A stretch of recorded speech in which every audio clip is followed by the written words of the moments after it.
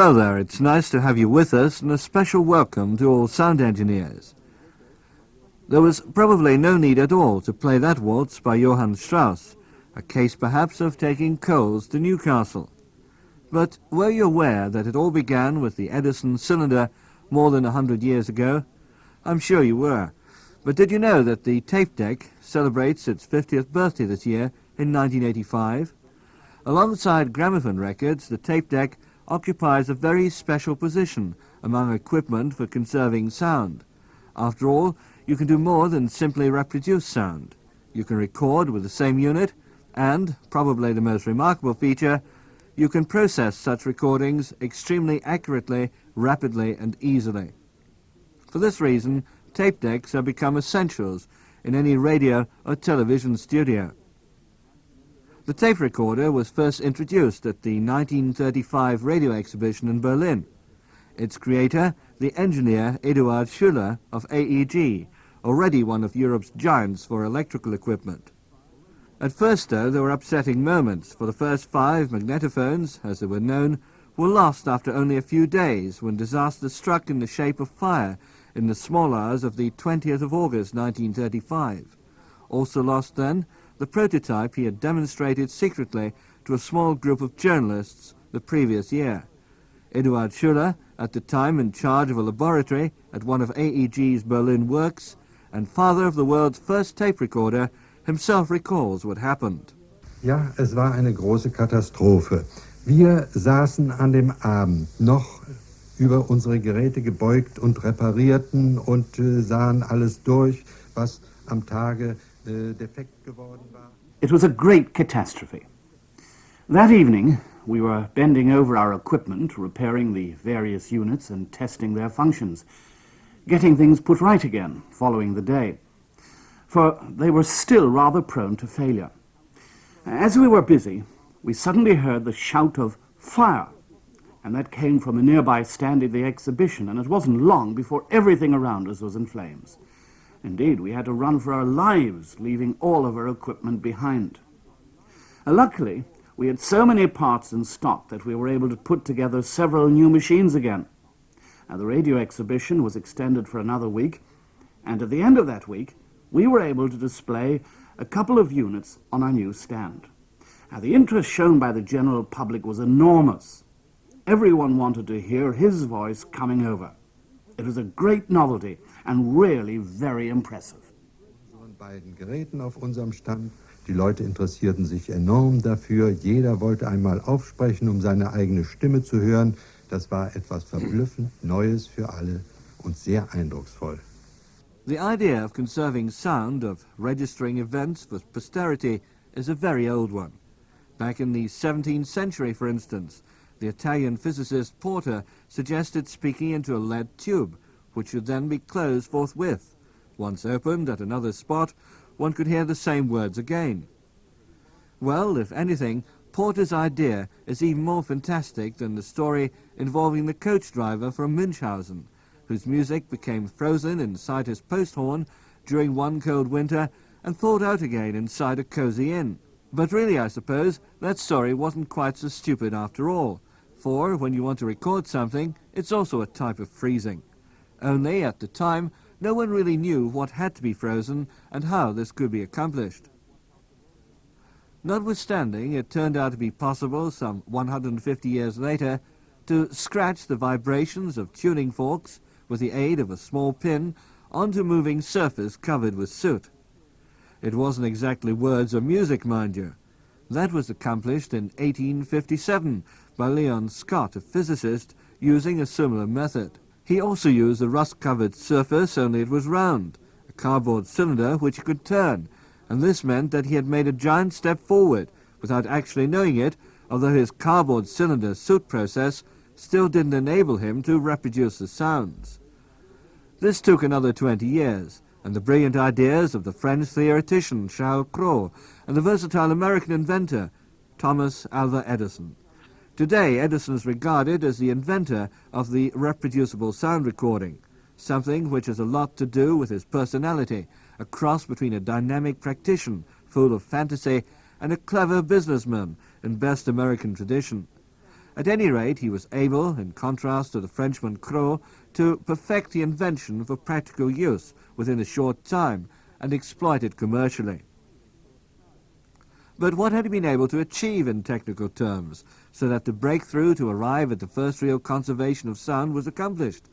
Well, in actual fact, only a small step, but this was terribly important. He also used a rotating cylinder, but instead of coating it with soot, he selected tin foil. It was soft enough to press in the sound oscillations with the help of a sharp needle, which was attached to a membrane, but, at the same time, hard enough in order to enable the needle and also the membrane to reproduce the acoustic oscillations when played again. There are all sorts of stories about inventors, and it's doubtful whether they're true or not. At the same time, it's always a good thing to have an invention tied up with some quirk of fate. It's suggested, for instance, that one day Edison's finger was pierced by a needle which he had attached to a membrane, and this is what resulted in sparking off his idea about the phonograph. It might be true, but it's a fact that on August the 12th, 1877, when Edison wound up the tinfoil-covered cylinder, the tiny metal membrane began speaking in the real sense of the word, admittedly scratchily, but it could not be overheard that it was repeating what Edison had said shortly before.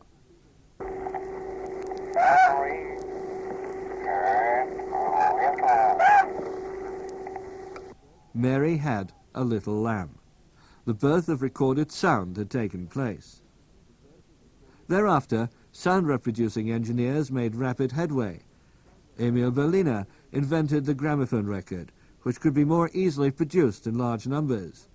Every artist who was worth his salt wanted his voice conserved on record, as here, for instance, Enrico Caruso with the aria Celeste Aida, dating back to 1903.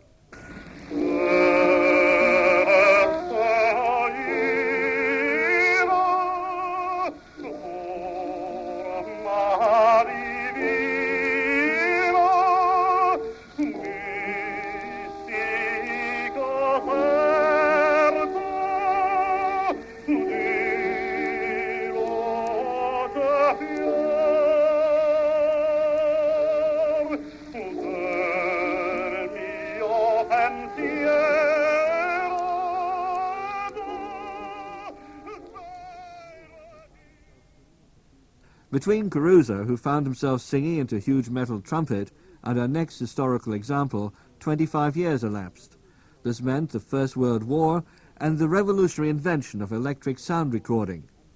Many a merry ditty came from the Rhineland at the time, and the doyen of all popular carnival song composers, Willy Ostermann, achieved previously unprecedented popularity among our parents and grandparents with his recordings.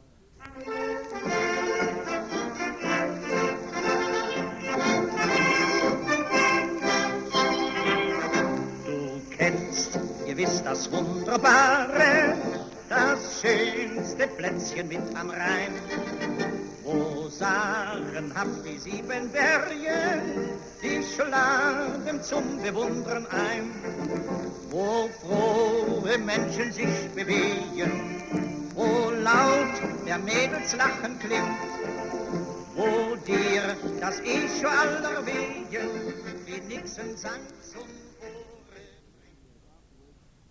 Up till then, and for many years afterwards, all gramophone records were live products, for the subsequent reprocessing of a recording wasn't possible, not until the invention of the magnetic tape and an appropriate device to record and reproduce it, in other words, the magnetophone, although the original concept of magnetic sound conservation was almost as old as Edison's phonograph. After all, in 1888, a certain Oberlin Smith had published an article dealing with a possible form of the phonograph. It's surprising just how many important elements of modern tape recorders were mentioned. For instance, Smith suggested that a tape of silk or cotton incorporating steel powder or cuttings should be used as a sound recording medium, which should be guided past a wire coil through which microphone currents were flowing. It's not certain if Smith also put his idea into practice. It is certain, though, that he also came up with the idea of using massive steel wire as the sound recording medium, but did not believe that the magnetic acoustic oscillations could be traced with sufficient accuracy. Nonetheless, his reasoning wasn't far off. After all, a few years later, the Dane, Waldemar Poulsen, realized this in practice. A patent's office is surely about the best place to visit if you want to recall the history of a technical development. A patent reflects the thoughts and the personality of the inventor, the struggle of the human spirit, and the realization of new ideas better than anything else. The patent represents the visa by means of which a theoretical idea enters the realm of technology, the link between yesterday's theory and tomorrow's practice. This also applies to the Dane Waldemar Poulsen, who was awarded the patent number 109569 in Germany on the 10th of December 1898. It describes the first machine capable of recording sound on a steel wire, in other words magnetically, and of reproducing it. He called his device the telegraphone, and 2 years later, at the World Fair in Paris in 1900, he was awarded the Grand Prix for it. In the years that followed, many firms took up his idea, improved the mechanical system, and developed units ready to go into series production.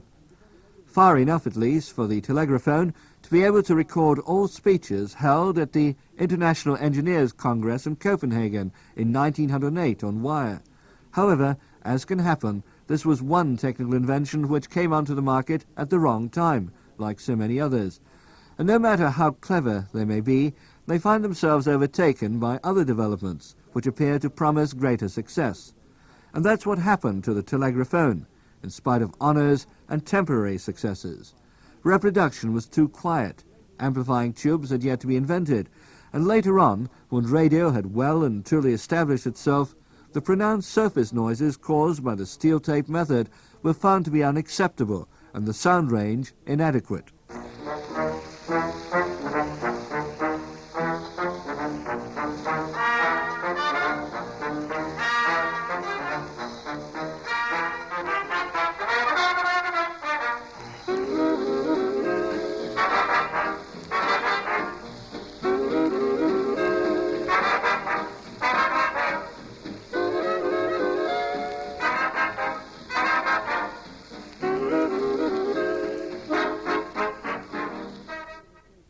The gramophone record had long overtaken the magnetic sound recording in this respect.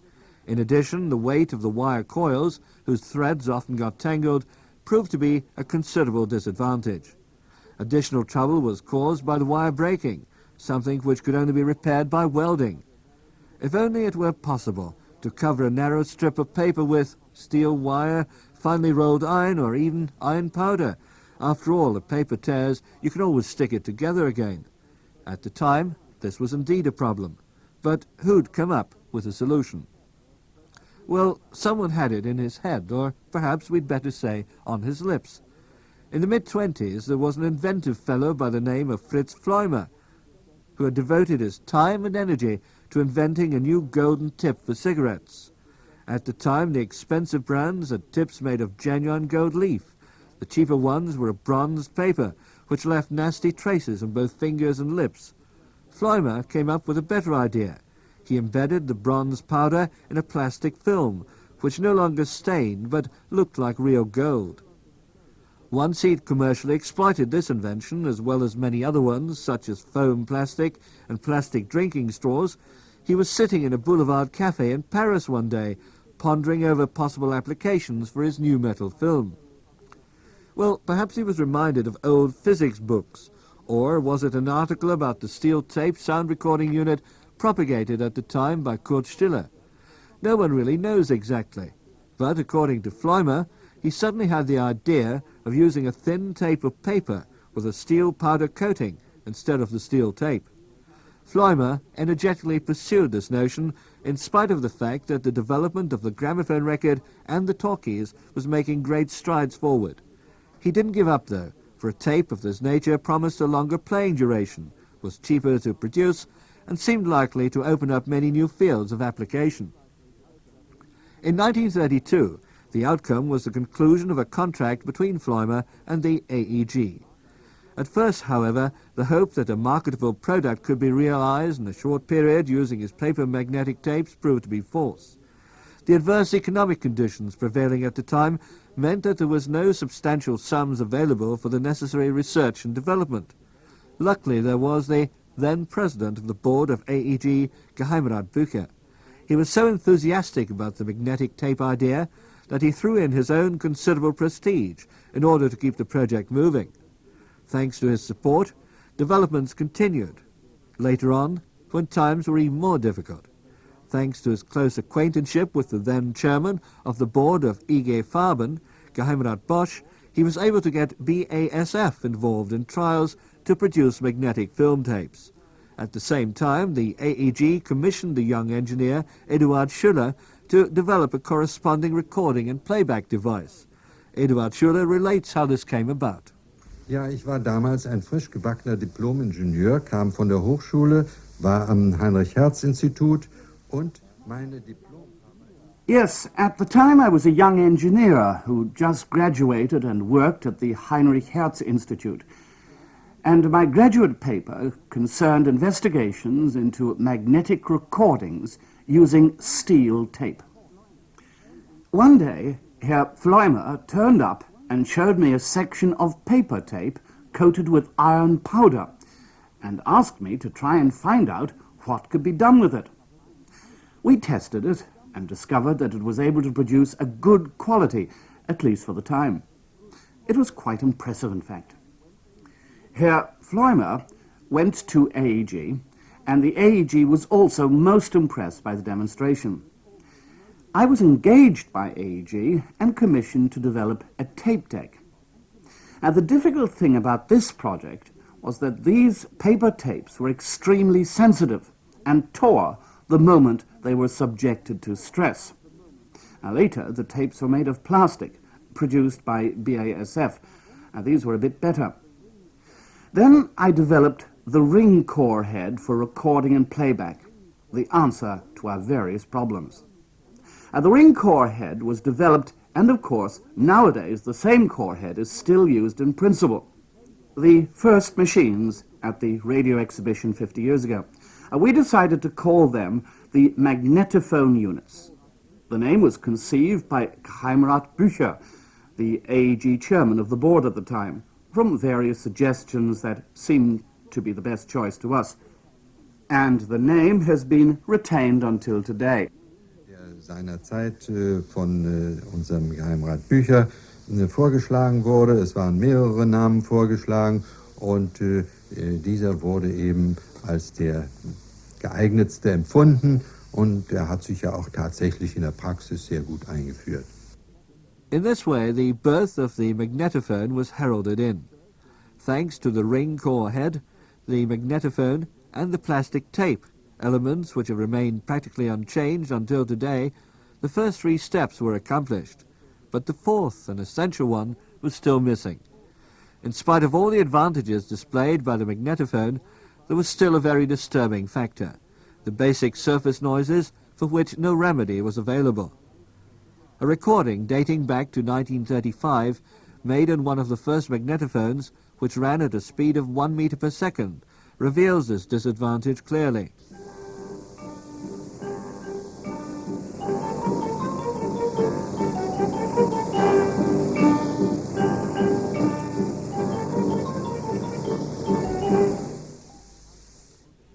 It wasn't exactly hi-fi, was it? What was still lacking was the final step, high-frequency magnetic bias. This was discovered in 1940 quite by chance by the two physicists Dr. von Braunmühl and Dr. Weber in a laboratory belonging to the German radio network. Dr. von Braunmühl now looks back to that auspicious day in an interview. First, the reporter asked him, was the story that the high-frequency magnetic bias for tape decks was discovered quite by chance? Was this a true story, or was it simply made up? Es beruht schon auf Tatsachen. Die Dinge liefen damals so, dass ich mich zusammen mit meinem außerordentlich begabten Mitarbeiter Dr. It's based upon fact. The way things were at the time, I was working together with a good colleague of mine, Dr. Weber, investigating sound recordings and how to improve these sound recordings, particularly how to reduce surface noises. The tests we carried out at the time failed to produce positive results, until one day we struck lucky by chance. How does this come about? Well, an amplifier, which was actually only meant to amplify the acoustic oscillations, suddenly started to go haywire. In other words, it produced high frequency, just like a transmitter, and to our great surprise, the surface noise all of a sudden practically disappeared. It could hardly be heard at all. In other words, high-frequency magnetic bias might never have been discovered if the faulty working of this amplifier had not been taken as a scientific principle. You're quite right.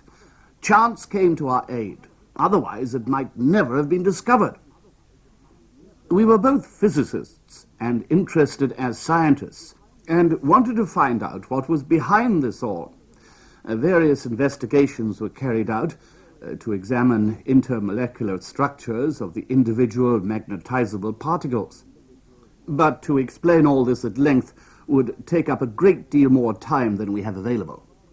What sort of improvement was arrived at with regard to the tape and to the reduction in surface noise? We use a given number of decibels to describe the value of the disturbance factor. The old direct current magnetophone, like the gramophone record and sound film, had a disturbance factor of 38 decibels. In other words, it was improved by 20 decibels. A second advantage, incidentally, was that thanks to the low disturbance noise, the frequency range could be extended to the upper range of audibility. Now, this meant that a recording process had been arrived at which fulfilled all demands made of it, both with regard to the range of audibility and the reduced surface noise. Übrigens, wenn ich das noch einfügen darf, dass man durch das geringfügige Störgeräusch auch den Frequenzumfang bis zur oberen Hörbarkeitsgrenze erweitern konnte. Und jetzt hatte man also ein Aufzeichnungsverfahren, welches hinsichtlich des Tonumfangs und hinsichtlich des Störgeräusches eigentlich keinen Wunsch mehr offen ließ. Und man konnte die Entwicklung abschließen. As from July the 28th, 1940, the two physicists, Dr. von Braunmühl and Dr. Weber, were awarded the patent for high-frequency magnetic bias, number 743411, by the Berlin Patents Office. It could be suggested that they not only succeeded in recognizing an error, but raised this to the status of a principle. Otherwise, presumably, the magnetophone would never have become the top sound recording unit that it is today in studios throughout the world. A recording from 1940 with the famous German actor Heinrich George demonstrates just what a difference high-frequency magnetic bias actually made. Herr Wirt, und da ich frage, was gibt's? Ein Glas Branntewein, antwortet er, indem er sein Schwert in die Scheide wirft. Mich dürstet. Ja, Gott im Himmel, sag ich, will er machen, Freund, dass er wegkommt. Die Franzosen sind ja dicht vor dem Dorf. Ei, was, spricht er, indem er dem Pferd den Zügel über den Hals legt. Ich habe den ganzen Tag nichts genossen. In spite of World War II, the recording tape and the magnetophone continued to be developed.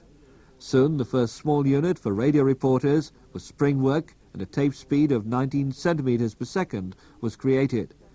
A speed which today is the standard one for high-quality home recordings, but which at the time even experts couldn't credit. The capitulation, however, signified a temporary break in progress as far as German magnetic sound was concerned. The advancing Victor powers were somewhat taken aback when they found magnetophones in German radio studios, for this was the first they'd heard of them. But they were only themselves to blame, for in the winter of 1937-38, a handful of managers without proper vision in the United States had discounted prospects for the magnetophone. Otherwise, the Allies' radio specialists would only have been surprised if they hadn't found such decks in German studios. As magnetophones were regarded as non-military objects, it wasn't long before AEG started with new developments again. The first post-war recorder, the T9, and later Following many intermediate stages, the practically legendary M5 was developed. Subsequently, the M10 and the M15 were brought out, equipment which can be found, for instance, in almost every German radio station. Anyone listening to the spate of music produced by the various programs of the German radio network can be practically certain that a magnetophone produced by AEG Telefunken is the source of these lively sounds. To coincide with the 50th birthday of magnetic tape recordings, a new development from AEG Telefunken, the M21, is beginning to establish itself on the market, one of the most variable stereo studio tape decks on the world market.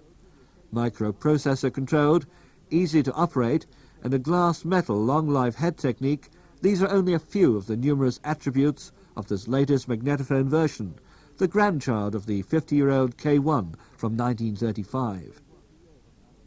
For a good 50 years now at AEG Telefunken, on the shores of Lake Constance, inspired and creative engineers have been engaged in the further development of conserving sound, as introduced by Edison, advanced by Poulsen, and rounded off by Schiller.